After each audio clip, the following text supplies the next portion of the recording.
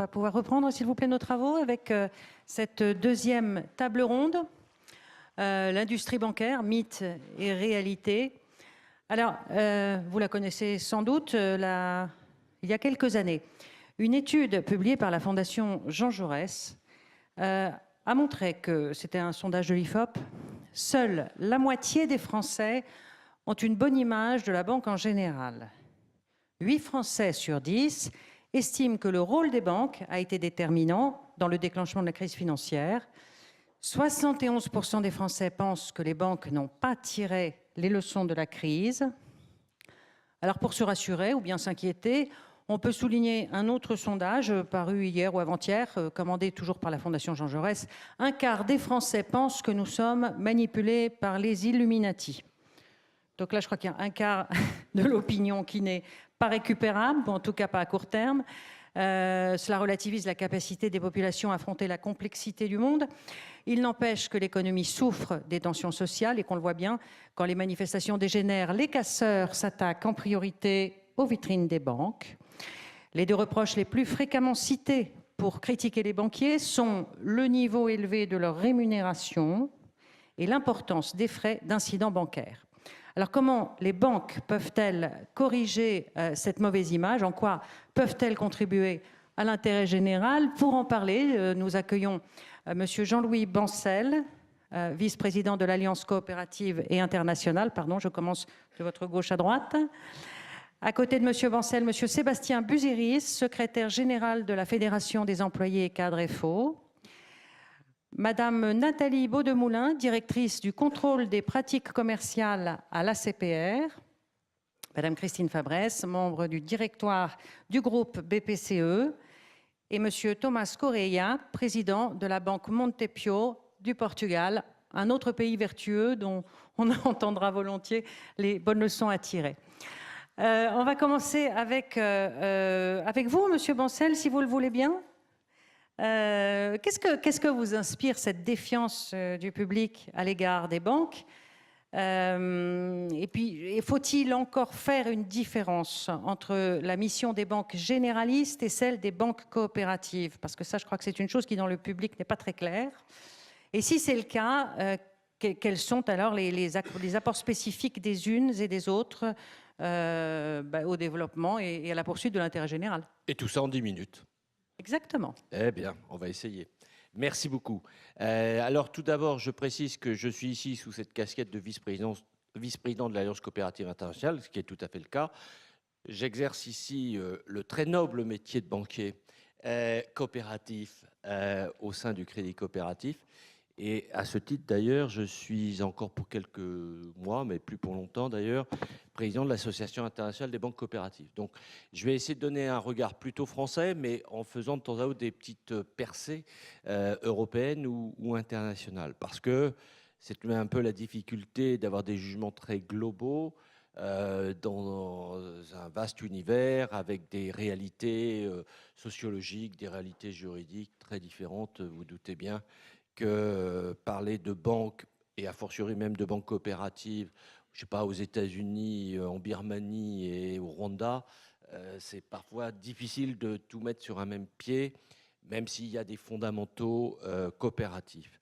Alors, premier volet de ce que vous dites, c'est, je pense qu'il y a d'abord, et les banquiers ont certainement leur part de responsabilité, et on va venir sur la question de la transparence du fonctionnement des banques, une incompréhension totale du métier de banquier.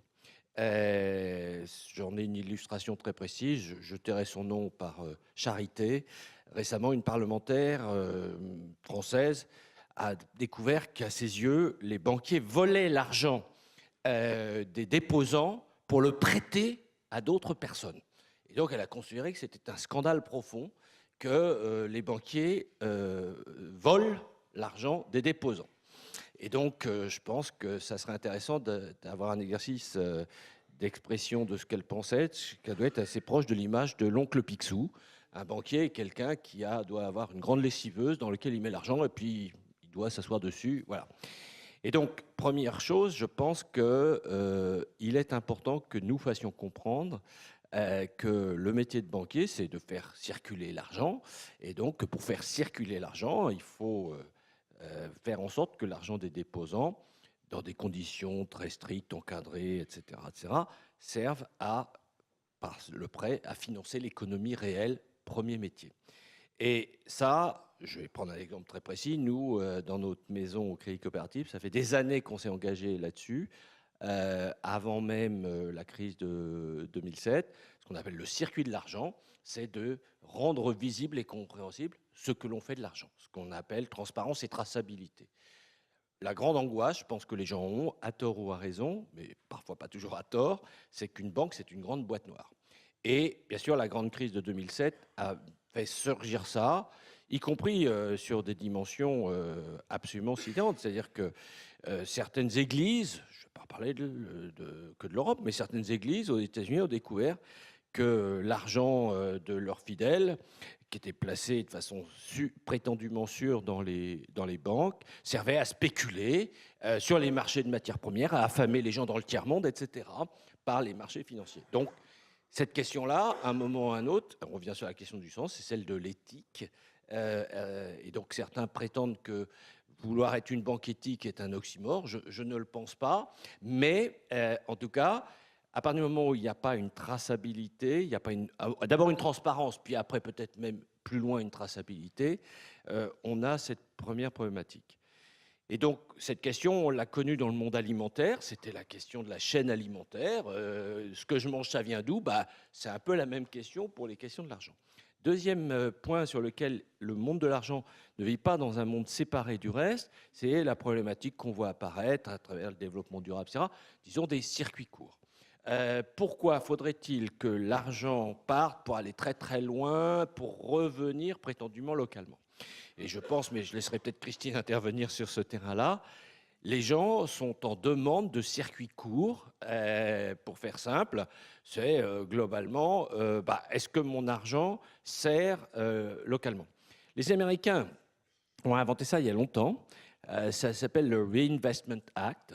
C'est une législation qui a été mise en place il y a bientôt une trentaine d'années. Et alors j'ai vu qu'ils étaient en train de retravailler d'ailleurs sur une modernisation du Reinvestment Act, où les banques, surtout dans les quartiers, disons, défavorisés, sont obligées, agence par agence ou groupe d'agences par agence, de dire où l'argent est utilisé par la banque localement pour porter des projets d'entreprise locale.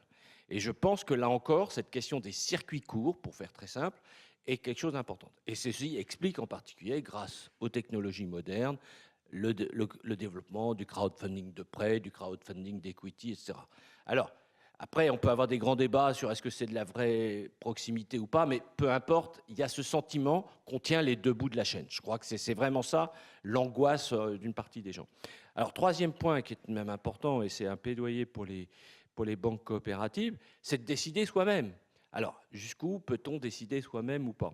C'est-à-dire, c'est cette question de fond, pour reprendre un exemple, qui était une étude publiée par le Fonds monétaire international en septembre 2007, donc un peu avant la crise, juste avant la crise, sur les banques coopératives européennes. Deux grands constats faits par le FMI à l'époque. Strauss-Kahn, directeur général du FMI. Premier constat qu'il faut regarder avec une certaine ironie avec le temps, c'est le Fonds monétaire international fustigeait les banques coopératives européennes parce qu'elles étaient trop capitalisées, beaucoup trop capitalisées, ce qui leur interdisait de faire un retour sur investissement à leurs actionnaires, enfin à leurs investisseurs, suffisant. Quand on voit ce qu'a donné la crise et aujourd'hui les enjeux de recapitalisation de toutes les banques, laissez-moi sourire jaune, entre guillemets, sur les remarques des économistes du Fonds monétaire international de 2007. Ce qui est plus important, c'était de dire qui contrôle véritablement la puissance financière accumulée des banques coopératives européennes, et c'était donc la problématique de l'effet, disons, est-ce que les sociétaires qui ont laissé s'accumuler des réserves au cours du temps, qui ont fait ces réserves impartageables, qui font la force et la puissance des banques coopératives, ont encore un contrôle de cet argent? Et ça, c'est une question très forte. Le FMI répondait par mettez-moi dans tout ça des administrateurs indépendants.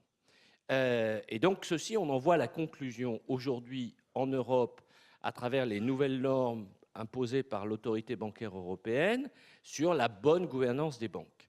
Alors, ça mérite des grands débats. C'est clair que ça vient fort profondément heurter la logique démocratique des banques coopératives. Il faut que vous sachiez que l'Alliance coopérative internationale, et je suis dans le processus, va engager un débat au niveau de l'EBA pour expliquer comment, d'une certaine façon, l'EBA se trompe par rapport aux objectifs qui lui sont assignés par les autorités Pardon de vous européennes. interrompre, l'EBA, c'est quoi? L'autorité bancaire européenne, c'est l'organisme qui est chargé de fabriquer la régulation dérivée pour les banques en Europe. Donc, elle a un pouvoir normatif délégué par les autorités. C'est l'autorité qui, du fait du Brexit, va bientôt quitter Londres et va venir s'installer à Paris. Je le rappelle tout de même, un des effets du Brexit pour, en tout cas, les questions de localisation de siège. Donc, ce point-là est important parce que le problème de fond, et c'est là-dessus que j'arrêterai, c'est fondamentalement comment, dans une banque, il y a ou pas un dispositif d'équilibre des pouvoirs, pour pas prendre le mot check and balance comme nos amis américains, parce que, bien évidemment, il ne faudrait pas que la finalité première d'une banque ne soit que servir les intérêts de ses actionnaires. Et donc, dans les banques coopératives, en tout cas, c'est l'intérêt, c'est que les actionnaires, entre guillemets, sont des sociétaires, que d'abord, ils n'ont pas de conflit d'intérêts puisqu'ils ont une personne, une voix, et donc, ils ne peuvent pas être dans des logiques où ils vont faire, c'est moi l'expression triviale, pisser la vigne au seul profit des sociétaires qu'ils sont, parce que ce qui les intéresse, c'est d'avoir une offre compétitive et qui correspond à leurs besoins. Voilà, pour faire très bref. Merci, Monsieur Bancel. Je pense alors que j'ai envie de donner la parole à Madame Fabrès, là, parce que je vois qu'elle a réagi souvent au cours de votre propos, et puis qu'on est bien dans le même thème. Nous sommes dans le même groupe, pour qu'il n'y ait aucun doute. Voilà. Alors, Madame Fabrès, vous représentez le groupe BPCE, qui est le deuxième groupe bancaire de France, 31 millions de clients. Quelquefois, ce sont les mêmes, des gens peuvent avoir plusieurs de comptes, mais enfin quand même. Vous avez un slogan que j'ai trouvé, coopératif, banquier et assureur autrement, c'est quand même ambitieux. Alors, cet autrement est-il de nature à restaurer l'image des banques? Pour revenir à notre question initiale, comment votre groupe, lui, peut-il rassurer ses clients? Peut-il leur donner les garanties suffisantes, attirer leurs économies?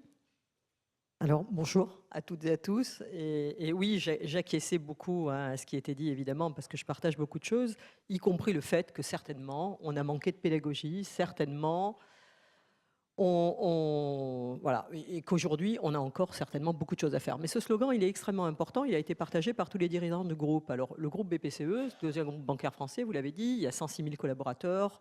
C'est un groupe qui est un peu un groupe inversé. C'est un groupe qui est basé vraiment sur des banques coopératives, et en particulier deux de ses actionnaires, que sont les banques populaires et les caisses d'épargne. Vous nous connaissez, 14 banques populaires, 15 caisses d'épargne. C'est elles qui détiennent le groupe BPCE. Elles sont actionnaires du groupe BPCE. Souvent, on voit des modèles où on pourrait penser que BPCE a des filiales que sont les banques populaires ou les caisses d'épargne. Pas du tout. On a une maison mère qui est là assise à notre table ronde, et ça change quand même tout. Alors, c'est vrai que je vais avoir un drôle de rôle auprès de vous, à vous convaincre qu'on peut être banquier autrement, et que même si tout n'est pas parfait, on essaie de se soigner. Voilà, on essaie de se soigner et on essaie de faire avec vraiment de très grandes convictions qu'on peut faire notre métier de banquier. Moi, je le fais depuis 30 ans et j'ai beaucoup de fierté à le faire. Et j'espère que vous serez convaincus qu'on peut être un banquier et fier de porter son maillot au quotidien. Merci beaucoup, monsieur, avec ses clients et avec ses sociétaires. Être une banque coopérative, ça veut dire quoi? Ça a déjà été dit, je vais juste le redire, ça veut dire qu'on appartient à nos 9 millions de clients sociétaires. Ça change tout. Moi, j'ai été présidente de directoire d'une caisse d'épargne en Languedoc-Roussillon il y a encore peu de temps. Avoir des clients qui sont des sociétaires, avoir des administrateurs qui sont des clients, ça change absolument tout. On est en circuit court avec eux. Ils sont dans tous les organes de gouvernance. Ça aussi, ça a été dit. Un conseil d'orientation et de surveillance d'une caisse d'épargne ou un conseil d'administration d'une banque populaire ou le conseil de surveillance du groupe BPCE, il est statutairement représenté majoritairement par des clients sociétaires. Et moi, je vous prie de vous croire que quand on est président de directoire ou directeur général d'une banque populaire, eh bien là, en circuit court, tout remonte. Ça pousse le niveau d'exigence. Sur tout ce qu'on fait au quotidien, ça pousse le niveau d'exigence. Ces clients sociétaires ne sont pas des exécutifs, ce ne sont pas eux qui gèrent la banque, évidemment, hein, avec toutes ces contraintes réglementaires, stratégiques, financières, risques et autres, mais ça pousse l'exigence parce que les clients sont là, en circuit court, avec nous. Ils sont là, ils le font remonter. Ça nous permet aussi, moi je le disais tout le temps à mes clients, de travailler sur des stratégies de long terme. Nos actionnaires sont 100% des clients sociétaires. Ce ne sont pas des actionnaires qui sont extérieurs. On n'est pas là tous les jours à regarder un cours de bourse qui peut nous pousser à un profit maximaliste et déraisonné juste pour le compte d'actionnaires extérieurs. On est là, bien sûr, pour être rentable. Quand on dirige les entreprises, on est là pour être rentable parce que la rentabilité, ça permet de payer, évidemment, le rendement à nos sociétaires, mais ça permet surtout de continuer à investir pour se transformer. Ça permet de continuer à investir sur les compétences de nos collaborateurs. Ça permet de répondre à toutes les réglementations qui, aujourd'hui, sécurisent les clients, il faut le dire, qui nous oblige à avoir davantage de fonds propres, de solvabilité, comme on le dit, par rapport à ce qui pouvait exister il y a encore 5 ans, il y a encore 10 ans, avant la crise, et qui sécurise les clients, mais qui nécessite, pour qu'on puisse augmenter ces ratios de solvabilité, qu'on soit rentable, parce que c'est par la rentabilité qu'on arrive à augmenter nos fonds propres, principalement bien plus que par le reste. Mais cette rentabilité, elle n'est pas court-termiste, elle n'est pas du quotidien, elle n'est pas avec l'état de la bourse, et ça nous donne cette capacité, encore une fois, à avoir une vision de long terme. Alors après, quand on est un groupe comme le nôtre, avec des banques populaires et des caisses d'épargne, avec le crédit coopératif, avec la Banque Palatine ou autre, on est constitué de banques de plein exercice et qui sont des banques régionales. Pour la quasi-totalité d'entre elles, il y a très peu de banques nationales, des banques régionales. Être une banque régionale, c'est... avec un bilan, un compte de résultat, un dirigeant de banque hein, qui est... moi, j'étais mandataire social, hein, comme un chef d'entreprise au niveau de cette banque régionale. Quand on est une banque régionale, on est intimement lié au territoire, à ses habitants, à ses acteurs économiques. On est intimement lié. On est en circuit court. Moi, je retrouvais... C'est vrai que j'acquiesçais parce que je pense qu'aujourd'hui, dans un monde qui se mondialise beaucoup, quand on parle de la finance sans savoir ce que c'est, on a des clients qui, de plus en plus, ont le besoin de se raccrocher à un territoire de proximité, à des personnes de proximité, à des gens avec qui ils vont pouvoir avoir un lien de confiance. Ce qui était exprimé, ça nous est demandé très directement par nos clients. Cette nécessité de savoir ce qui est fait de mon argent, c'est quelque chose qui est très, très librement exprimé aujourd'hui par la très grande majorité de nos clients, par exemple dans les assemblées générales. Mais qu'est-ce que vous faites de mon argent ? J'ai déposé mon argent chez vous, il sert à quoi ? Quand on est une banque régionale du groupe BPCE, 100% de la valeur de la banque régionale, c'est la valeur qui est dégagée sur le territoire de la banque. Alors je dis 100%, vous me pardonnerez, c'est peut-être 99%. De la valeur de la banque régionale, elle est dégagée par ce qui est fait, par la valeur du territoire. Et donc on est intimement lié à ça. L'argent qui est collecté localement est reprêté sur des projets locaux qui peuvent être très différents d'une région à une autre, parce que si je prends... bien moi j'étais à Montpellier, il n'y avait pas d'industrie, à Toulouse il y en a beaucoup, il y a Airbus, et donc on se dote de compétences, on se dote de politiques de risque, on se dote de moyens de proximité, on se dote voilà, de tout ce qui fait qu'on va pouvoir répondre à un besoin d'investissement qui correspond à l'économie et aux besoins du territoire. Et ça, c'est extrêmement important de l'avoir en tête. C'est pour ça que ces modèles de banque régionale sont des modèles qui sont extrêmement sécurisants pour les épargnants qui nous confient leur argent et pour savoir ce qu'on fait de cet argent au sein de nos banques. Et nous aussi, de plus en plus, parce qu'il faut l'expliciter, qu'on ne l'a pas assez fait, de plus en plus, on crée des offres, des produits. Nous, on a un produit qui est un produit qui est régional, qui permet d'aller tracer l'argent en effet, qui permet de dire aux gens, ben voilà, si vous mettez 1 euro ici, on l'abonde, on sert un intérêt, et ça vous permet de savoir ce sur quoi on l'a investi. Alors on a 3-4 catégories de projets, ceux qui servent l'emploi, ceux qui servent la transition énergétique, ceux qui servent voilà, la santé localement. Et on essaie de les tracer, décidément. Mais est-ce que la rentabilité de vos produits est le même ordre de ce que donnerait une banque qui n'a pas tous ces soucis éthiques ? Ah mais la rentabilité, je redis, hein, quand on est chef d'entreprise, on est banque privée. Hein. Quand on est chef d'entreprise et qu'on a des contraintes qui sont les nôtres, qui sont des contraintes par exemple, encore une fois, d'investissement, la transformation digitale elle se fait avec de très gros montants d'investissement. La réponse je me tourne vers vous, la réponse à la nécessité de répondre réglementairement au ratio de solvabilité par exemple, hein, donc d'avoir des fonds propres qui augmentent par la mise en réserve des résultats, hein, c'est comme ça que ça se fait majoritairement, elle nécessite d'être rentable. Elle nécessite d'être rentable.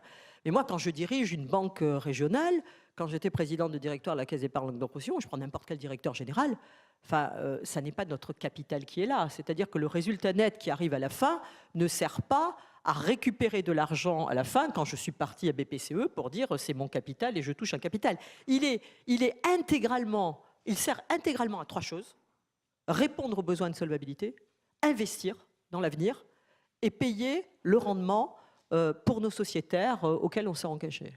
Voilà, c'est les 3 éléments majeurs auxquels ça sert. Et voilà, donc c'est indispensable. Donc la rentabilité est un élément indispensable. Je suppose que dans la salle, on a des chefs d'entreprise, des commerçants, des professionnels libéraux. Enfin, je veux dire, on achète de l'argent, on l'achète à nos clients, on ne la vole pas. On l'achète à nos clients, on la reprête localement. Moi, je ne connais pas un commerçant qui durablement peut maintenir son activité s'il achète plus cher que ce qu'il revend. On a des salaires à payer, on a 106 000 personnes dans le groupe, donc on fait des recrutements. Mais je vais revenir sur cette fonction et on pourra répondre hein, autant que vous le souhaitez à tout ça, cette fonction de banque régionale. La deuxième caractéristique de notre groupe, c'est que nous sommes effectivement des banques universelles. Et vous m'aviez interrogé là tout à l'heure dessus, nous sommes des banques universelles. Ça veut dire quoi? Ça veut dire qu'on sert toute la typologie des clients qui peuvent avoir un besoin bancaire en France. Toutes. Et pas que des clientèles spécialisées, CSP+, ou des entreprises du CAC 40 qui, comme leur nom l'indique, sont assez limitées. On sert toute l'économie du territoire, quel qu'il soit. Est-ce que vous savez qu'on est le premier groupe financeur de l'économie sociale et solidaire? On est le premier banquier des personnes protégées, personnes sous tutelle. On est le premier banquier du secteur public. Et nos groupes ne se sont pas retirés des collectivités et du secteur public au pire moment de la crise, quand toutes les banques étrangères se retiraient doucettement, parce que pour nous, ça correspondait à une nécessité de continuer à aider les acteurs publics du territoire avec tout ce qu'il faut pour les habitants, pour les acteurs économiques, en tant que banque régionale proche de ces collectivités. On est même le premier opérateur privé français du logement social. Alors très loin derrière la Caisse des dépôts, hein, très très loin. Hein. Mais quand même, la problématique du logement, y compris du logement social, est une problématique extrêmement forte de notre groupe. Donc on n'est pas le banquier, on s'intéresse à la clientèle privée. Au même titre, il n'y a pas de raison qu'on ne s'intéresse pas à la clientèle privée. Hein. Un client privé, il a le droit qu'on s'occupe de lui. On essaie de le faire vraiment avec beaucoup d'engagement, avec beaucoup de professionnalisme, avec beaucoup d'expertise, avec des offres spécifiques, mais on s'occupe de tous les types de clientèle. Est-ce que vous savez qu'on est le premier financeur en microcrédit en France? Qu'on a toute une série de dispositifs. Non, on ne le sait pas. Voilà. On a toute une série de... Oui, parce qu'on présente toujours la banque. C'est pour ça, moi, vous l'avez compris, je suis extrêmement fière de ça. Et encore une fois, je ne suis pas dans un monde de bisounours. Et je ne vous dis pas qu'il n'y a pas plein de choses à corriger et à parfaire. Évidemment. Le chemin reste encore long. Mais des choses sont faites quand on est un groupe de banquiers coopératifs, banquiers régionaux sur les territoires, banques de plein exercice universel. La mission qui est la nôtre, je le dis, dépasse une mission de banquier assureur. C'est une mission et qui nous rend tous très fiers, depuis 200 ans pour les caisses d'épargne, 100 ans pour les banques populaires, qui est une mission de responsabilité dans la cité au-delà de celle de banquier assureur. Je vous remercie, Madame Favresse.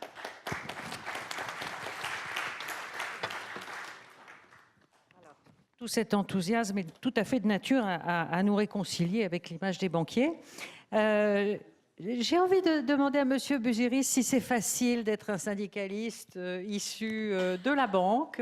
Comment votre métier est-il ressenti par les collègues des autres branches? Comment peut-on imaginer avoir quelque chose en commun quand on est un syndicaliste banquier et un syndicaliste de la métallurgie ou de métiers qui, a priori, ont bien d'autres problèmes. Quelle est l'image aussi que vous projetez sur vos collègues? Déjà, je vous remercie de l'invitation, il est important qu'ici, on puisse également porter la parole des salariés de la banque et non pas des banquiers, parce que bon, il y a un distinguo tout de même qui s'officie entre le banquier en termes actionnaires et le banquier, celui qui va placer des produits en répondant à des demandes. Donc il y a déjà toute une image du banquier qui est parfois caricaturale et qui aujourd'hui a été considérablement écornée, alors que les salariés de ces établissements, qui peuvent être très différents. Parce que là, on a évoqué certains établissements, je pense au Crédit Coopératif par exemple, qui peuvent être très différents d'autres établissements bancaires français. Pourtant, on est dans le même pays, mais ne pas avoir les mêmes objectifs et ne pas avoir la même implication dans l'économie de ce pays. Parce que la banque, aujourd'hui, elle est indispensable à l'économie du pays. Cette banque, c'est le poumon, c'est celle qui va pouvoir permettre au pays de se développer, permettre au pays de pouvoir subvenir aux besoins de l'ensemble de la population. Et toute la population a besoin d'avoir accès à cette banque. Et c'est là où le rôle du banquier aujourd'hui, il a finalement été trop souvent réduit aux affaires que vous voyez dans les journaux. Finalement, le scandale des subprimes, le scandale de l'affaire Kerviel. Et ce qu'en ont retenu l'ensemble des salariés, et certains syndicalistes d'autres secteurs peut-être, mais je dirais que c'est avant tout les journaux qui ont retenu ce genre d'éléments, ont résumé finalement la banque aujourd'hui à certaines déviances ou à certains comportements qui ont amené effectivement une mise en danger de l'économie globale et une mise en danger des entreprises de notre pays. Ce n'est pas le rôle des salariés de ces banques. Les salariés de ces banques, comme l'a dit Christine Fabresse, au quotidien reçoivent des clients et essaient de répondre à leurs demandes. Après, il est clair qu'aujourd'hui, 99% des Français ont un compte en banque. On voit bien que l'utilité de cette banque, elle est reconnue par tous, mais elle n'est pas reconnue aussi à travers... Bien le micro comme ça, s'il vous plaît, sinon on vous entend. Elle n'est pas reconnue au travers l'image que l'on a de ces banques. Aujourd'hui, on retient beaucoup de négatifs, mais on ne retient pas le positif. C'est-à-dire que les banques aujourd'hui en France, on ne voit pas qu'elles financent l'ensemble des projets, que ce soit les projets d'un jeune couple qui s'installe jusqu'au projet d'une grande entreprise qui doit construire une usine et qui va créer des emplois. Et c'est là où, pour les salariés des banques, et notamment ces représentants dont je fais partie, il est important de restaurer cette image et de remettre également les banquiers devant leur rôle. Et l'importance a été évoquée tout à l'heure. La banque, elle doit être là avant tout. C'était dans le titre du départ et dans l'introduction, dans un service au service de l'économie. La banque aujourd'hui doit servir l'économie et non pas servir uniquement certains actionnaires qui ont décidé d'un taux de rentabilité, parfois même à 2 chiffres, au-delà de 10%, et qui amènent certaines prises de position ou certains risques que n'ont pas souhaité les salariés de ces banques et ne souhaitent pas également les citoyens. Donc c'est pour ça que je ne mettrai pas toutes les banques sur la même position, parce que toutes les banques n'ont pas les mêmes objectifs. Et ce que je souhaiterais qu'on retienne également, c'est que les salariés, finalement, ils appliquent les politiques de leurs établissements et ils ne sont en rien responsables de ce qui a pu se passer ces dernières années. Alors je vous dirais ce que pensent les autres syndicalistes d'autres secteurs. Je dirais qu'on les a également informés de ces éléments. Et ils en pensent aujourd'hui qu'avant tout, la finance, elle doit revenir au service de l'économie réelle, parce que sans la finance, que l'on soit dans la métallurgie, que l'on soit dans l'aéronautique, il n'y a pas de financement de projet, il n'y a pas de maintien d'emploi. Et donc aujourd'hui, ce que l'on souhaiterait justement, c'est que la finance soit mieux encadrée, ça a été dit. Il y a certaines directives européennes, il y a une loi bancaire en France, qui pour nous est pour l'heure insuffisante. Il y a certains ratios, certains critères qui doivent être mis en place. Et surtout, il doit y avoir des organes de contrôle indépendants qui, au-delà d'attirer l'attention, doivent également pouvoir sanctionner lorsqu'il est nécessaire certains comportements qui peuvent amener des risques. Donc aujourd'hui, on pense qu'on n'a pas résolu le problème de la finance. La finance qui, avant 2008, passait pour certains pour un casino où on venait jouer quelque part. Aujourd'hui, c'est plus cette image qui en ressort, mais on voit bien qu'elle n'est pas encore totalement sous contrôle. Et il est important que cette finance aujourd'hui revienne au service des citoyens et également à la veille d'évolution. Vous avez parlé tout à l'heure d'intelligence artificielle. On voit bien que la banque va considérablement évoluer dans les années qui viennent. Et notre rôle de représentant des salariés, c'est faire que la banque reste présente partout, que l'on soit en ville ou que l'on soit en tissu rural, que ces agences, en France, on en a aujourd'hui plus de 37 000, qu'on en maintienne un maximum, parce que sans ces agences, on aura du mal à financer l'économie locale. Et aujourd'hui, toutes les banques n'ont pas les mêmes projets, mais on voit bien qu'il y a une tendance aujourd'hui à aller vers l'intelligence artificielle, aller vers de nouvelles technologies, quelque part en faisant disparaître le conseil direct que peut vous donner un conseiller, en faisant disparaître également un traitement qui ne soit pas adapté à chacun des clients pour aller vers un traitement standardisé. On parle beaucoup des GAFA. Demain, Google, Facebook pourraient se mettre à faire de la banque. Où sera la particularité du client lorsqu'il sera traité à distance sur une plateforme par des algorithmes? Est-ce que les produits qui lui seront proposés seront adaptés? Est-ce qu'on comprendra bien le besoin du client? Ça ne fait pas partie de la banque d'aujourd'hui. C'est peut-être la banque de demain. Mais pour ce qui est de l'organisation syndicale dont je fais partie, la banque de demain, elle doit se faire avec les compétences des salariés actuels et sur un modèle qui est le modèle de l'économie réelle et non pas une économie virtuelle. Donc voilà quel est aujourd'hui pour nous les risques à venir. Il n'y a pas que la bulle financière et la spéculation, il y a aussi l'évolution d'un métier qui pourrait disparaître à certains endroits et ne plus permettre aux habitants d'avoir proche de chez eux l'accès premièrement à la monnaie, l'accès au financement, l'accès au conseil. Comment cela va-t-il se faire à l'avenir si les agences ne sont plus présentes sur l'ensemble du territoire ou si elles ne sont présentes que dans les villes à fort potentiel, parce que c'est ce que voudraient choisir certains. On a parlé de catégorie CSP+, tout à l'heure, c'est-à-dire en gros la clientèle à plus fort potentiel. Aujourd'hui, il n'y a pas que cette clientèle-là, et on pense qu'il y a, au-delà de la notion de service public, il y a un service bancaire qui doit être rendu sur l'ensemble du territoire et qui doit permettre justement à l'ensemble de ce territoire de se développer, de financer à la fois l'artisan, à la fois Airbus. On est bien de chaque côté, au plus haut et au plus bas, mais surtout les ménages, parce que ce sont ces ménages qui, quelque part, portent la consommation, portent l'économie, et on pense que les banques auront un rôle à jouer. Alors c'est un peu injuste, parce que ce n'est pas le cas du crédit coopératif notamment, mais il y a certaines banques en France aujourd'hui qui devront faire des efforts de ce côté-là, parce que si on fait un bon nombre d'agences, eh ben, non seulement c'est des emplois qui vont disparaître, aujourd'hui il y a 360 000 salariés dans les banques françaises. Donc notre grande crainte, c'est que si demain les agences n'existent plus ou pas, que vont faire ces 360 000 salariés qui sont clairement au contact de la population et au contact du financement de l'économie? C'est là où on attire l'attention sur un risque à venir. Il n'y a pas que la bulle financière. Oui, on comprend bien ce besoin de présence sur le terrain. Mais j'ai quand même envie de penser à la banque paperless, par ordinateur, qui existe dans plein d'autres pays et qui a des coûts bancaires évidemment inférieurs, notamment en matière d'assurance. Quand ces banques par Internet s'occupent de proposer des services d'assurance à low cost. Évidemment, sans doute des emplois ont été perdus et surtout la présence sur le territoire, mais comment pouvez-vous lutter contre ça?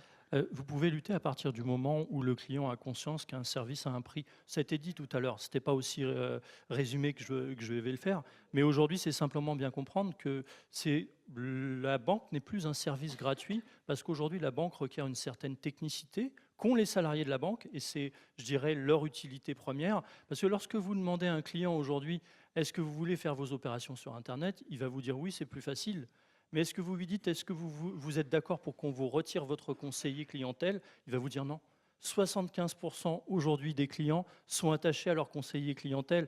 Donc ça veut dire que nous sommes un pays latin, notamment en France, et la disparition du conseiller, si elle se fait, elle n'est pas souhaitée finalement par le client. On ne lui pose pas la question. Madame Fabresse?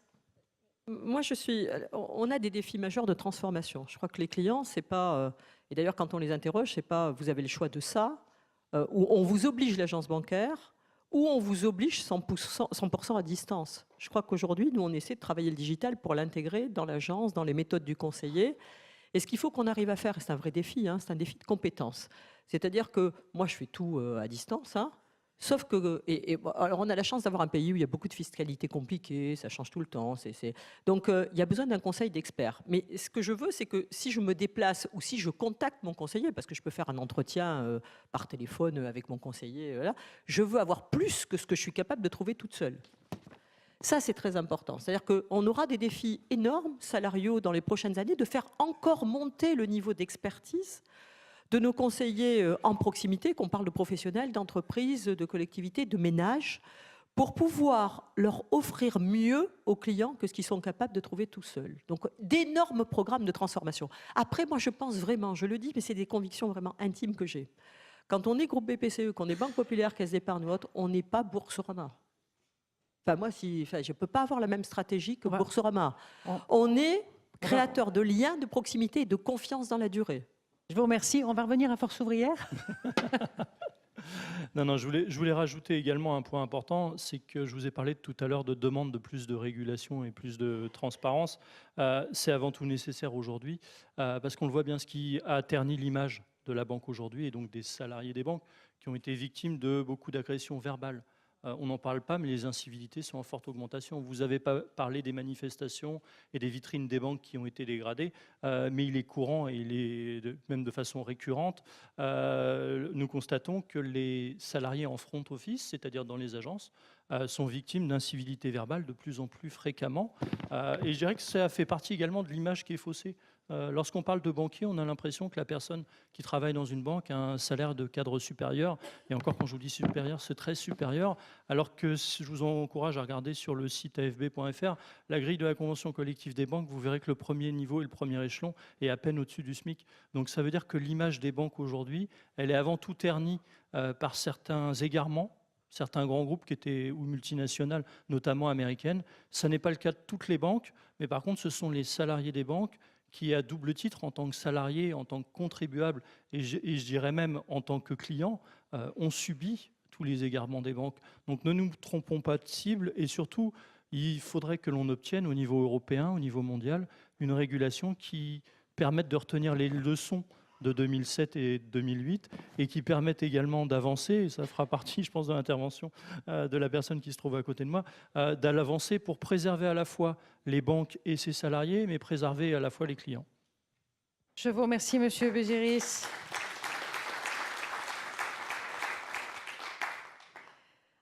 Alors, Madame Baudemoulin, vous représentez la CPR. Vous allez nous parler des pratiques commerciales de ces banques, parce que ça, c'est une autre manière de rassurer le public, peut-être, et de faire connaître ce que vous pouvez contrôler, ce que vous pouvez garantir comme honnêteté chez ces banquiers. Je sais qu'il y a un autre... Je voudrais vous entendre sur un autre sujet qui touche ce dont on vient de parler, parce qu'il vous tient à cœur, je crois, c'est celui de l'inclusion financière. Alors, où en est-on? C'est quelque chose d'assez récent, je crois, comme préoccupation, ou je me trompe, vous nous le direz. Et qu'est-ce que vous pouvez faire, effectivement, pour que la banque reste accessible à tout le monde, y compris les personnes qui n'ont pas, par culture ou par éducation ou par moyens économiques, a priori, l'adresse immédiate de la banque? D'abord, merci beaucoup de cette transition très efficace. Alors moi, au risque de surprendre, je ne pense pas qu'il faille aujourd'hui plus de règles. Je pense que la crise financière a amené un lot de règles assez conséquent et qu'on arrive au bout d'une vague réglementaire qui est très importante et sur laquelle il faut laisser le temps aux acteurs d'absorber en fait cette vague réglementaire qui a vraiment renforcé un certain nombre de points faibles qui étaient manifestes dans les établissements, qui soient bancaires ou même assurantiels. Donc je voudrais déjà revenir au rôle des banques, au rôle fondamental des banques qui pour moi perdure malgré cette crise financière et même assez renforcée. C'est d'abord de financer l'économie et aussi d'offrir des moyens de paiement sans lesquels l'économie ne va pas pouvoir fonctionner.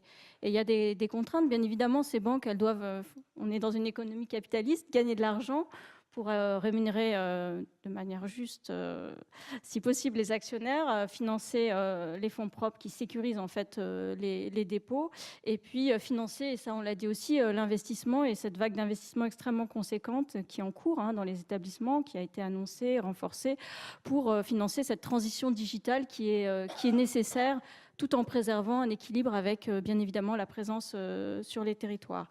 Et une contrainte importante qui est de respecter les règles, et ces règles qui existent et qui doivent à la fois encadrer les banques et leur activité sans les étouffer. Et sans non plus préserver des situations acquises, puisqu'il faut aussi pouvoir laisser la place à de nouveaux acteurs d'émerger. C'est la mouvance FinTech qui a été accompagnée par le régulateur et le superviseur en France et dans d'autres pays.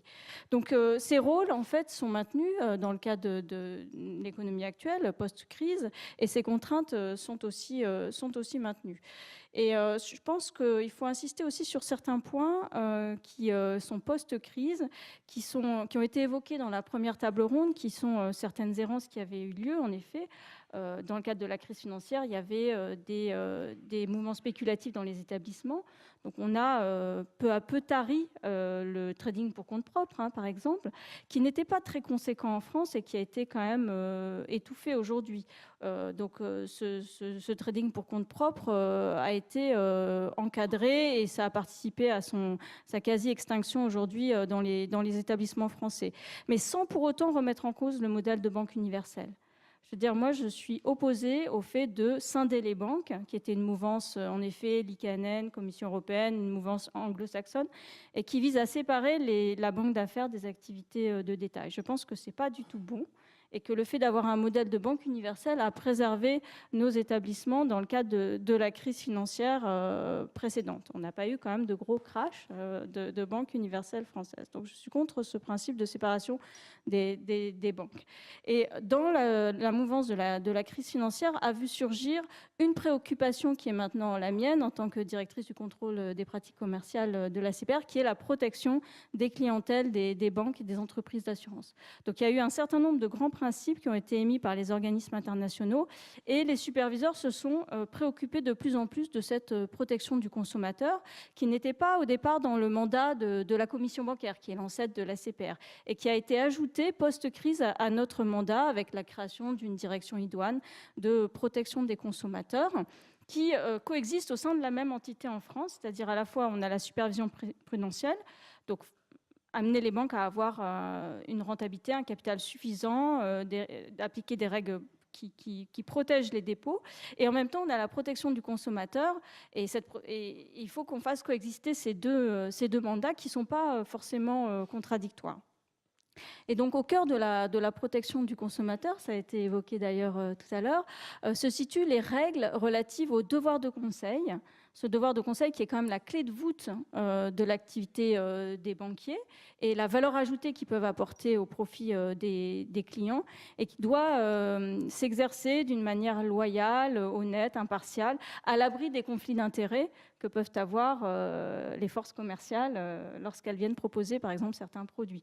Donc, ces règles-là de devoir de conseil ont été vraiment renforcées dans la réglementation financière et c'est pourquoi nous, en tant que contrôleurs des pratiques commerciales, on va se battre, je dirais, au quotidien pour renforcer les pratiques des établissements dans ce domaine-là. Donc, on a la directive distribution d'assurance qui est récemment mise en œuvre.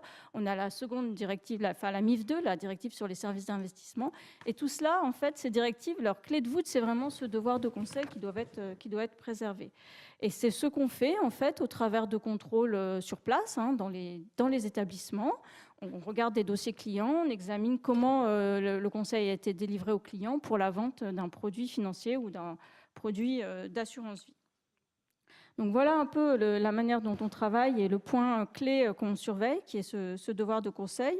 Et je voudrais revenir rapidement, sans trop m'étendre, mais sur le fait que les banques, elles doivent servir l'intérêt général en faisant face aux grands défis qui sont les nôtres aujourd'hui. Donc il y a deux grands défis à mon sens. Le premier, c'est un défi démographique. On assiste à un vieillissement de la population française. Et donc, on a vraiment une part des populations très seniors, plus de 75 ans, qui va s'accroître fortement dans les prochaines années. Et ça, c'est un mouvement très important et très impactant dont on parle assez peu, en fait, vis-à-vis des établissements financiers. Et nous, à l'ACPR, on a lancé avec l'autorité des marchés financiers une consultation de place sur les pratiques commerciales vis-à-vis des populations vieillissantes, notamment lorsqu'elles deviennent vulnérables.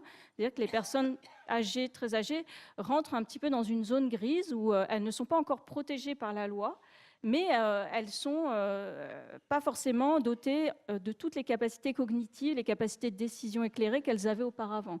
Et donc, on travaille aujourd'hui avec les établissements de la place et les acteurs spécialisés dans le vieillissement pour comprendre en fait cette psychologie du vieillissement et voir comment les banquiers, les conseillers vont pouvoir traiter ces personnes qui viennent donc auprès d'eux. Donc le deuxième grand défi que je voulais citer, c'est le défi technologique. Et celui-là, il est bien pris en main par les établissements, comme on l'a vu, avec des programmes digitaux, mais qui seront impactants quand même. Je pense que les évolutions technologiques actuelles vont amener les banques à se transformer fortement. Le mouvement n'est qu'au début et qu'on aura un impact quand même sur la manière dont les banques irriguent le territoire. Donc c'est vraiment une réflexion à avoir pour maintenir un équilibre entre une présence, mais aussi une digitalisation qui est souhaitée quand même par les consommateurs et éviter aussi la fracture numérique. Juste, pardonnez-moi, concrètement, ces principes et ces intentions se traduisent par quelles mesures, par quel type de réglementation, directive, suggestion? C'est là où je ne comprends pas bien votre métier. Donc, dans notre métier, on a un corps de règles qui est un corps de règles essentiellement désormais européen. Et ces règles européennes sont transposées ou applicables directement. Si c'est des directives, on les transpose dans les codes français, essentiellement le code monétaire et financier et le code des assurances. On a des règles qui s'appliquent européennes, qui s'appliquent directement, qui sont des règlements. Et après, il y a des règles franco-françaises dans certains domaines. Et on vient en fait chez les établissements examiner comment ces règles sont respectées. Typiquement, on va aller regarder un dossier client de vente d'un contrat d'assurance vie, examiner si les besoins du client ont été recueillis correctement, si on a fait le point sur son appétence au risque, pour regarder si le produit qui lui a été vendu correspond finalement à ses besoins. Et on va donc, en faisant cela, examiner la manière dont le devoir de conseil a été opéré. Autre cas, je prends l'exemple des populations vieillissantes. Nous avons quand même de gros soucis avec le démarchage téléphonique sur les produits financiers ou la vente, enfin tout ce qui est vente à distance vis-à-vis des populations vieillissantes ou vente à domicile aussi. Donc, ce sont des populations qui sont souvent chez elles, donc elles sont très ciblées par le démarchage téléphonique de courtiers, etc., ou par de la vente à domicile. Et donc, on va avoir des cas quand même assez regrettables de vente un peu forcée où la personne n'a pas conscience de s'engager. Donc, très concrètement, dans la vente par téléphone, on va chez les courtiers ou les établissements, on récupère les enregistrements téléphoniques et on regarde comment le consentement du client, on les écoute et on regarde comment le consentement du client a été recueilli et au travers de quelle information il a pu donner son consentement. Donc c'est vraiment un travail en matière de contrôle des pratiques commerciales qui est très concret, qui va nous amener à aller dans les établissements, examiner donc les dossiers des clientèles. Ça se traduit par des sanctions financières, dit Madame Fabresse, hors micro. Voilà. Ce n'est pas un contrôle juste pour le plaisir. Avec des bonnes intentions derrière. C'est-à-dire que l'autorité contrôle tous les établissements. Je trouve que c'est toujours très sécurisant parce que ça nous permet d'améliorer nos pratiques. Mais derrière, qui peuvent se traduire par des sanctions financières. Ce qui est ennuyeux, c'est que vous le savez, mais le public ne le lit pas dans le journal. Les sanctions, on fait des sanctions publiques. C'est d'ailleurs toujours le cas lorsqu'il s'agit de lutte anti-blanchiment. Et ça fait quand même les gros titres en général. On a deux axes, si vous voulez. On a un axe préventif, où lorsqu'il y a des nouvelles règles qui se mettent en œuvre, on essaie vraiment d'avoir des réunions de dialogue avec les professionnels et les fédérations pour amener le marché à évoluer. Et après, on a un pouvoir de sanction avec une commission des sanctions qui, en toute indépendance, des services instructeurs dont je fais partie, va pouvoir, lorsqu'il y a ouverture d'une procédure disciplinaire, venir sanctionner. Et le cas de vente à distance, c'est un cas de sanction que j'ai cité, oui, vente téléphonique. Voilà. J'entends bien, mais il me semble que quand, je ne sais pas, des vieilles dames ont été séduites à domicile par des jeunes courtiers fringants qui leur ont placé des produits... c'est un exemple tout à fait imaginaire, bien entendu, mais on n'en parle pas beaucoup dans la presse. Si ? Bon, tant mieux. Je pense qu'il y a à la fois le travail qu'on fait et les sanctions qui sont en effet publiées, alors qui vont peut-être plus attirer l'attention des établissements eux-mêmes, des autres établissements pour se conformer à ce qui a été remarqué que du grand public, si vous voulez. Et après, on a un autre volet dans notre action qui est un volet d'éducation financière. Alors, la Banque de France, à laquelle est adossée l'autorité de contrôle prudentiel et de résolution, a reçu une mission nationale d'opérateurs en matière d'éducation financière. Et là, on est en train de déployer en fait énormément d'actions pour amener le niveau d'éducation financière des Français français qui est assez bas, malheureusement, à évoluer et à ce que les personnes prennent mieux conscience des risques qu'ils prennent en souscrivant tel ou tel produit ou en faisant face à telle ou telle démarche de commercialisation. D'accord. Oui, monsieur Mancel. Je voulais juste ajouter Petit ce que vient de dire Madame Bonnemouet est très important. Je veux vous dire qu'on lit tous de très très près les sanctions parce qu'on regarde les motifs. Oui, mais attendez, le point important, c'est que et si on compare avec la Grande-Bretagne, je vais prendre cet exemple. La France n'est pas un paradis, et Madame Bonnemouet le sait, mais je peux vous dire que les pratiques commerciales, quand vous regardez ce qui se passe en Grande-Bretagne, c'est calamiteux. Le mis-selling, pour parler le jargon anglais.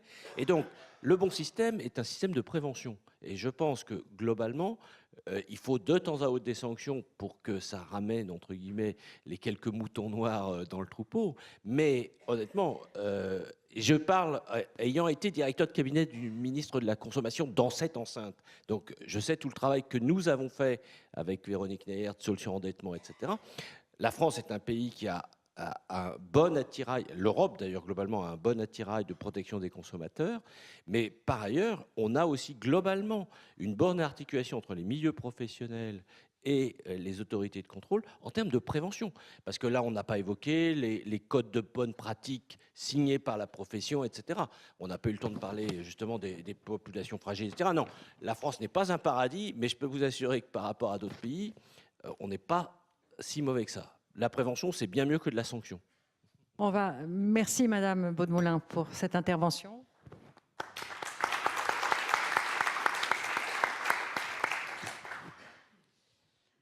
On va sortir de France. On va aller au Portugal avec Monsieur Thomas Correia. Vous venez d'un pays qui a frôlé la catastrophe et puis qui, depuis 2016, est cité en exemple vertueux de redressement économique. On parle beaucoup du Portugal en France et de cette politique de relance par la demande qui apparemment marche quand même beaucoup mieux que la politique d'austérité appliquée dans d'autres pays de l'Union. Le Portugal donne confiance aux investisseurs et aux industriels. Est-ce que vous pouvez nous dire en quoi le système bancaire portugais a contribué à ce redressement, d'une part, ce redressement économique, mais peut-être que je suis trop optimiste, vous nous direz la réalité de ce qu'il en est, et puis nous dire si vous trouvez, ça c'est parce que ça s'applique particulièrement au cas du Portugal, qu'il faudrait plus de concentration bancaire en Europe, si c'est utile. Bon, permettez-moi d'abord une petite correction parce que je ne suis pas le président de la Banque Montepio. Je suis le président d'une association mutualiste, Montepio Geral, qui a une banque qui était une caisse d'épargne de la fondation il y a plus ou moins 180 ans. Et qui existe d'une forme très active à l'économie portugaise, avant une présence en tout le territoire national. Je crois qu'on vous entend mal, pardon. Oui. Oui, voilà. Ah, bon. Pourtant, alors, je suis le président d'association mutualiste, que c'est la propriétaire, je peux dire, de la caisse d'épargne que vous appelez de Banque Montepio. D'accord.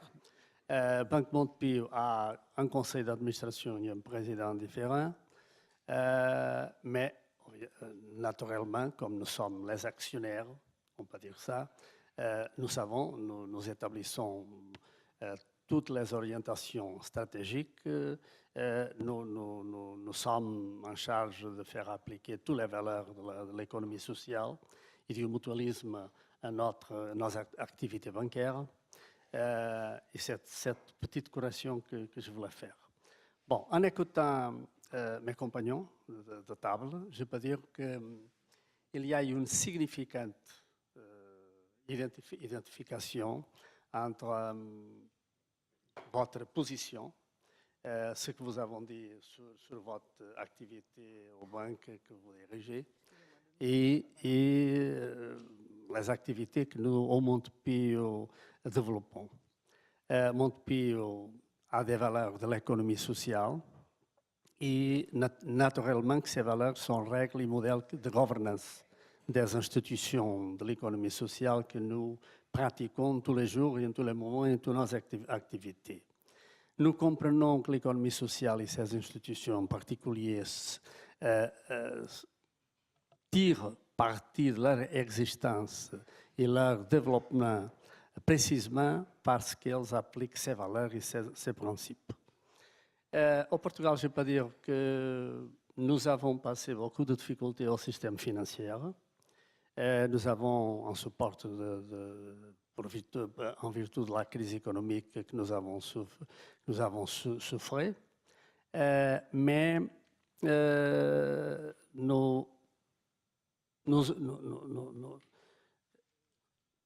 nous avons fait face à toutes ces difficultés et je peux dire qu'à ce moment, le système financier au Portugal est équilibré.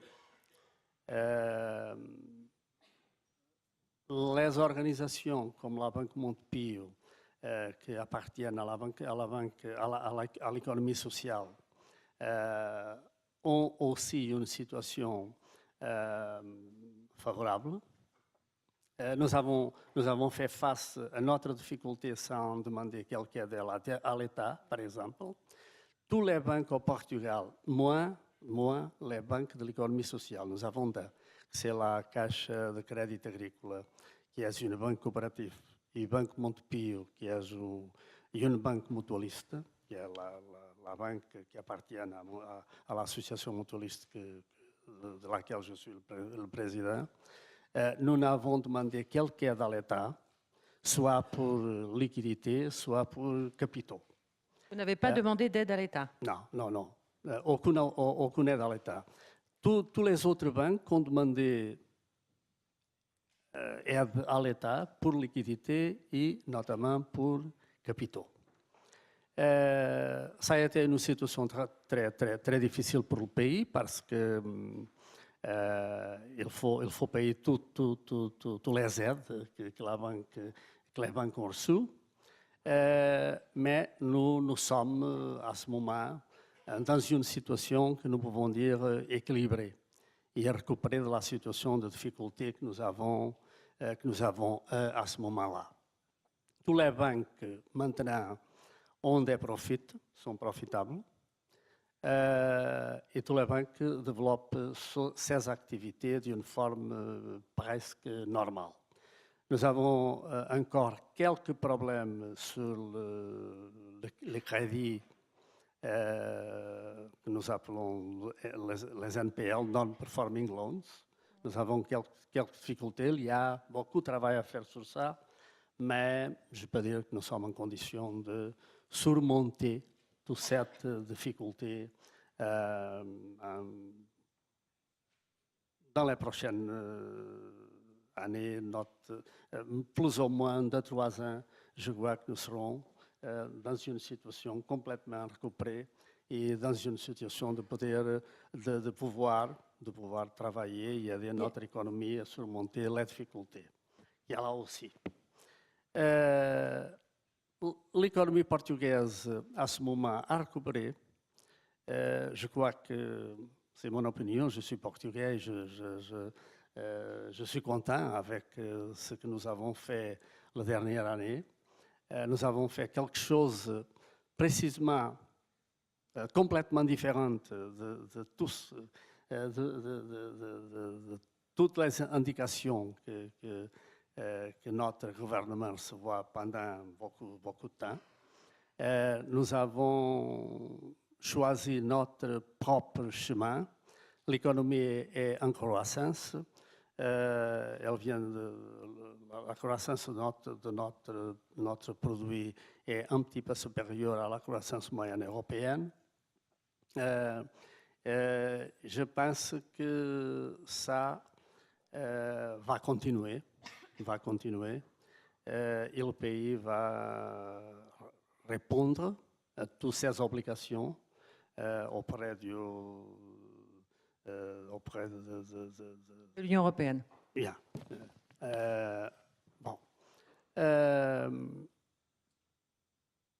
Parlant sur la banque Montepio, à propos de Montepio.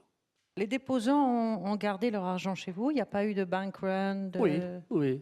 Nous avons quelques problèmes, nous et toute la banque portugaise, mais à ce moment, nous n'avons problème de liquidité à la banque portugaise. Nous n'avons problème de capitaux à la banque portugaise. Nous sommes confortables. Je peux dire qu'à la banque Montepio, nous déposons plus d'argent à la Banque centrale européenne tous les jours, donc l'argent que nous pouvons obtenir de la Banque centrale européenne tous les jours. La Banque Montepio está sous la supervision du Banque de Portugal et de la Banque centrale européenne. Nous appliquons la même régulation de toute la Banque portugaise et européenne, sans avoir quelques difficultés sur ça. Mais nous pouvons dire que sur régulation, je crois que la banque coopérative et la banque mutualiste veulent la protection des consommateurs d'une forme, je peux dire, absolue. Je crois que c'est ce que je pense, et cette pensée, c'est la même de mes compagnons ici à la table. Nous sommes, à la banque coopérative et à la banque mutualiste, nous sommes un petit peu différents. Parce que pratiquement tous les membres de l'association mutualiste sont clients de la banque. Et naturellement, nous voulons protéger tous les épargnes que nos associés ont à l'association mutualiste pour sa protection. Et nous voulons que les épargnes qu'ils ont à la banque sont aussi protégées. Alors, je suis absolument sûr que toutes les banques coopératives et toutes les banques mutualistes qui existent en Europe pensent de la même forme. Alors, le mouvement coopératif, le mouvement mutualiste, donc vous vous inscrivez dans la ligne des orateurs précédents. En quoi a-t-il pu aider au redressement économique du Portugal? Quelle a été la fonction à ce moment-là de ces banques mutualistes pour permettre au pays de relancer son économie? Ça, c'est un projet que nous avons précisément maintenant.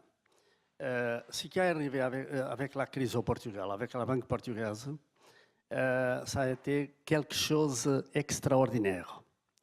Parce que la banque portugaise appartenait aux capitaux portugais avant de la crise, en 2010. Mais maintenant, pratiquement, quittant la banque publique et quittant les deux banques coopératives, la banque coopérative et la banque mutualiste, toutes les autres banques appartiennent à capitaux étrangers. Nous parlons de capitaux chinois, capitaux américains, capitaux angolais, par exemple, et quelques capitaux espagnols. Pourtant, la banque portugaise, la banque universelle portugaise, c'est à ce moment un main du capital étranger. Et ça, c'est un problème. Ça, c'est un problème. Il y a notamment des fonds américains qui ont acheté des banques portugaises universelles. Et ça, c'est un problème pour nous, et c'est un problème pour notre économie, à mon avis. À mon avis. Parce qu'il n'y a de proximité, comme nous avons entendu Christine Fabrès parler. La proximité, oui. Ça, c'est très important, connaître le territoire. Ils ne connaissent pas le territoire. Ils ont des personnes en dirigeant ces banques venant du pays qui a acheté la banque. Et ça, c'est une difficulté. C'est pourquoi nous, à Montepio, à ce moment, nous travaillons dans un projet que nous pensons que peut aider à surmonter cette difficulté. Nous sommes dans ce moment mobilisant toutes les organisations de l'économie sociale pour être avec nous, et nous sommes notre plateforme bancaire, pour être avec nous dans cette plateforme en développant une banque de retail, une banque universelle que peut être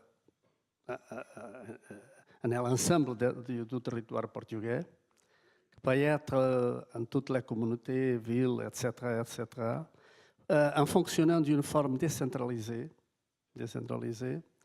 pour accompagner d'une forme directe, en connaissant le territoire, en connaissant les agents économiques, en connaissant les personnes, travailler pour développer l'économie, pour développer le chômage, pour développer le pays, pour aider le pays à surmonter toutes les difficultés que nous avons en ce moment. Nous avons quelques difficultés encore. Et nous On va devoir continuerons conclure, pardon, je suis obligée de vous préciser. et nous continuons à avoir cette difficulté. Nous avons déjà un ensemble d'organisations de l'économie sociale qui sont avec nous. Pas beaucoup, mais nous savons qu'il y a un sentiment très fort autour de cette idée, autour de ce projet.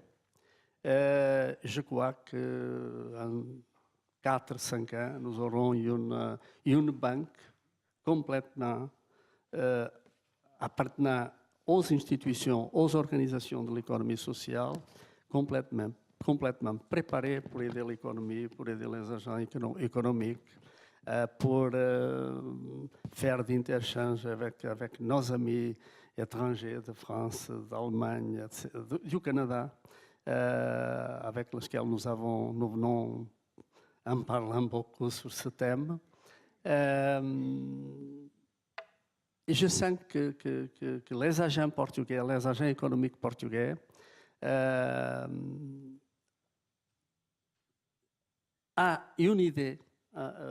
ont une idée sur ce projet tellement positive que nous encourage à continuer dans ce chemin. Et nous savons certainement que nous allons vaincre, nous allons avoir une très grande victoire avec ce projet.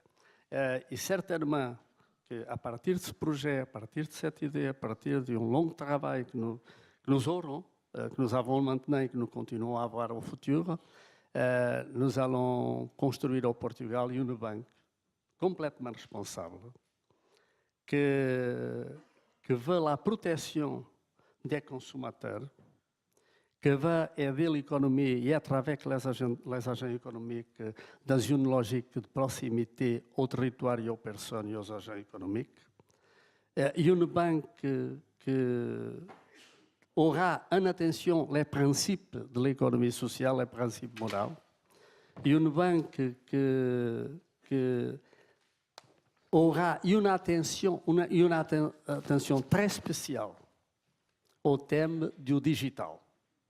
Notre association mutualiste est déjà une organisation beaucoup digitalisée.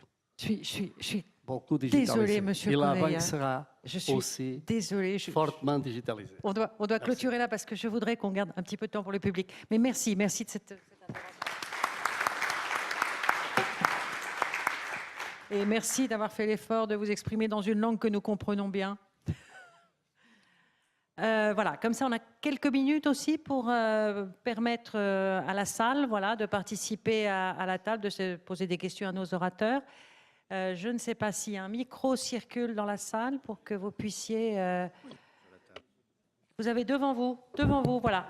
Monsieur. Cela fonctionne. Oui, monsieur, si vous pouvez juste vous présenter très brièvement. Oui, je suis Alain d'Horizon, retraité, inspecteur général des finances retraité, et donc je suis perplexe sur les affirmations qui ont été faites. Il ne faut pas séparer la banque de marché et l'autre banque, la banque d'intermédiation, sachant que les Américains, malheureusement, qui ont abandonné ça, suite à la crise de 29, avaient instauré le Glass-Steagall Act, qui était effectivement une bonne chose, où effectivement, il ne fallait pas polluer certaines activités, notamment vis-à-vis de prêts, etc., avec des opérations, je dirais, qui pouvaient être un peu, je dirais, risquées. Donc je ne comprends pas bien, si vous voulez, cette volonté réaffirmée de ne pas revenir à des choses qui sont finalement du bon sens et qui sont très prudentielles. Oui. Je pense que c'était un débat assez complexe. Déjà, il faut savoir de quel périmètre on parle quand on parle de séparation. Parce qu'il y a différents périmètres qui étaient visés historiquement dans cette séparation. il y avait éventuellement l'idée de séparer les activités de pure proprietary trading, le trading pour compte propre, dans lequel en fait je vais finalement intervenir en tant que banque sur les marchés pour gagner de l'argent pour compte propre et donc prendre des positions spéculatives de manière évidente et ouverte. Et là, on a un risque en effet, puisque de manière globale, dans une banque universelle, on a les dépôts de tout un chacun qui peuvent être utilisés pour prendre ces positions spéculatives. Donc ça, la ségrégation du pur proprietary trading, du trading pour compte propre, c'est ce qui a été fait en France. Après, les projets qui étaient présentés ou sur lesquels il y avait une forte promotion anglo-saxonne, c'était de venir séparer la banque de détail de la banque d'investissement au sens large. Et donc là, vous aviez, au-delà du pur proprietary trading, du trading pour compte propre, vous aviez l'ensemble des activités de banque d'affaires. Et donc, il y avait aussi un point à voir, c'était que quand même les banques d'affaires les plus puissantes dans le monde, c'est quand même en large partie les banques américaines qui pouvaient donc bénéficier fortement, ainsi que les banques anglo-saxonnes, de cette mesure. Donc, il est évident que pour des raisons à la fois de concurrence et des raisons en fait de préservation du modèle de banque universelle qui n'avait pas fait défaut, il paraissait intéressant plutôt de préserver notre modèle plutôt que de prendre exemple sur les anglo-saxons. Enfin, c'est ma vision, pour avoir participé pour le compte de la CPR au travail sur la loi de séparation de 2013. Et c'est ce qui a été fait. Après, il ne faut pas être naïf. En effet, on voit bien que la définition même du proprietary trading a été très complexe à mettre en œuvre en France ou aux États-Unis et qu'il y a une porosité assez forte avec les activités dites de tenue de marché, de market making. Et on n'est pas loin, lorsqu'on vient interposer son compte propre pour faire de l'animation de marché, de prendre des positions qui peuvent être assez larges et qui peuvent s'apparenter, si elles ne sont pas encadrées, à du trading pour compte propre. Donc on a un regard assez poussé à la CPR sur les activités de market making, de tenue de marché, qui ne sont pas séparées aujourd'hui, mais qui doivent en fait faire l'objet d'un reporting qui a été mis en place à la suite de la loi de séparation de 2013. Merci. Une autre question, monsieur. Oui, merci Pierre Bobby. Une question courte et simple. Le début de la table ronde, Mme Tricade nous a fait part de la suspicion qu'il y avait dans l'opinion à l'égard des banquiers et du monde de la finance, si on veut employer cette formule-là. La table ronde nous a montré que par rapport à ça, il existait des principes et des pratiques tout à fait positives. OK. Et on nous a même expliqué qu'en cas d'abus, il y avait des sanctions. Très bien. S'il y a des abus, est-ce que les victimes de ces abus, les clients, les citoyens, sont indemnisés? Est-ce que les victimes de ces abus sont indemnisées? Madame Baudemoulin, je pense de nouveau une question pour vous. Il y a deux choses. Là, dans les pouvoirs de la CPR, on est sur des sanctions qui portent sur les établissements eux-mêmes. Après, les clients, en général, ils ont des procédures judiciaires qui suivent leur cours et au travers desquelles ils vont trouver ou pas un droit à indemnisation. Pardon, donc, ça voilà. c'est du droit civil, donc Voilà, ça veut dire. voilà. Il n'y a rien là. Attendez. En Monsieur France, on a Bancel. tout de même aujourd'hui la class action, l'action de groupe. Et donc, je connais des associations de consommateurs qui ont introduit des actions de groupe contre des établissements financiers pour un certain nombre de pratiques. C'est pour ça d'ailleurs que nous avons introduit en France, ça a été un long combat, et là je reprends ma casquette de directeur de cabinet de ministre de la Consommation, progressivement fait avancer cette histoire de l'action de groupe. Donc après, le dernier point qui relève éventuellement du parquet, c'est si les pratiques des dirigeants de ces banques s'assimilent à des délits pénaux. Et je rappelle qu'en France, il y a même un parquet qui peut éventuellement intervenir. Donc je ne peux pas laisser à croire qu'il n'y aurait que des pauvres gens qui se font tondre. Voilà. Alors après, voilà ce que je peux répondre. Il y a aussi un point qu'il faut voir, c'est que dans le cadre de nos actions de contrôle, et j'ai lu récemment des rapports de contrôle sur ces sujets-là, puisqu'ils me reviennent avant qu'on adresse les suites des contrôles aux établissements. On peut trouver, par exemple, je reviens sur le sujet qui avait été évoqué des frais bancaires, la perception par certains établissements de frais supérieurs à des plafonds réglementaires qui sont fixés. Et donc, dans ce cas-là, ou des commissions d'intervention, par exemple, dans ce cas-là, en général, le point est relevé dans le rapport et les établissements se mettent en ordre de rembourser, en fait, ces trop trop perçu. C'est ce qui se passe aujourd'hui. Mais là, c'est des sujets assez simples. Après, il y a des sujets plus complexes, notamment dans le domaine assurantiel, qui peuvent donner lieu à discussion et à contentieux sur des rentes ou des revalorisations. On peut avoir des sujets quand même beaucoup plus complexes que ces sujets-là. Une autre question? Oui, bonjour. J'ai été directeur financier d'une PME-PMI. J'ai été à CDC Gestion, la principale société de gestion de la Caisse des dépôts, qui ensuite est passée aux caisses d'épargne, et j'ai restructuré le bancaire à la Caisse des dépôts. Moi, je constate une chose, c'est que les banques sont défaillantes dans le financement de l'économie. Je ne parle pas de vous en particulier, pour une raison bien simple. Je vous prends un exemple. La BPI a aidé un projet de financement d'une société de recyclage des métaux rares dans les Hauts-de-France. Ensuite, c'est passé à des banquiers. Je ne parle pas de vous. Hein. Et au bout de 5 ans, les consignes qui étaient données, c'était de revendre. Ce qui fait que cette société a été rachetée par un fonds de pension américain qui a récupéré non seulement l'entreprise, mais aussi les brevets. Donc je crois que là, il y a une faille à ce niveau-là. Et le problème qu'on a sur la financiarisation des entreprises, c'est lié à Bâle 3 et à Solvabilité 2, où effectivement, là, on demande des fonds propres trop élevés, puisqu'on est dans une appréciation market to market, c'est-à-dire la valeur immédiate de la transaction sur les marchés financiers. Et il faudrait, à mon avis, qu'on puisse avoir des capitaux patients pour permettre de développer l'économie, de développer la banque, mais aussi de développer les fonds. Voilà. Madame Fabrès, ça vous Oui, inspire? non, oui, parce que enfin, on peut toujours trouver que nos banques françaises, elles ne sont pas sécures. Prendre comme modèle les banques américaines ou anglo-saxonnes, ça a été dit. Enfin, le système bancaire français, il a tenu quand même pendant la crise. Hein. Il n'y a pas d'épargnants qui ont été lésés. Et il fallait réguler un certain nombre de choses. On ne fait plus du tout d'activités pour compte propre. Nous, on les avait arrêtées même avant la réglementation. Donc il y a des choses, après on peut en parler. Je crois que dire que le système bancaire français ne finance pas l'économie, je vais parler au nom de la FBF et pas du tout au nom du groupe BPCE. Il y a quand même, vous savez, le crowdfunding cette année a fait beaucoup de financement et c'est un dispositif, moi je trouve que tous les dispositifs qui se cumulent font du bien à l'économie. Donc je suis très favorable au développement de ce type de pratique de manière encadrée avec des gens responsables. Mais c'est 1,4 milliard de crédits qui ont été octroyés.